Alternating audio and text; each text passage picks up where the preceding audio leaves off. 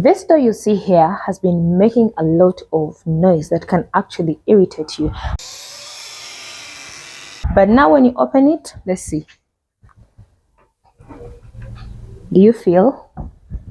Do you feel it's now so small and it's no longer making the weird noise that it has been making with only one thing, one kitchen thing that you didn't know?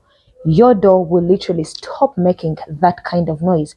Follow me up as we are going to be seeing how we are going to deal with such a door that makes noise and how are we going to deal with it. Let's go. There is nothing that irritates as a door that makes this kind of noise. Let's first listen to how it makes this noise, and then I'll be able to tell you how to go about it to reduce the noise that it makes.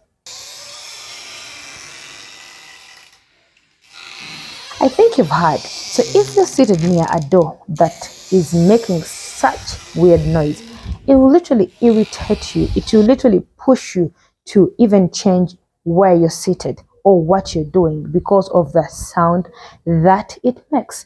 But with only one thing, that is cooking oil that has not cooked anything, is one that is going to help you out.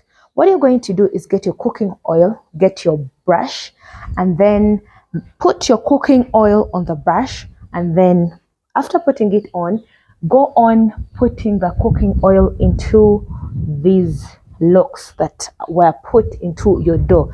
This is how you're going to fight that noise, that weird noise that comes along.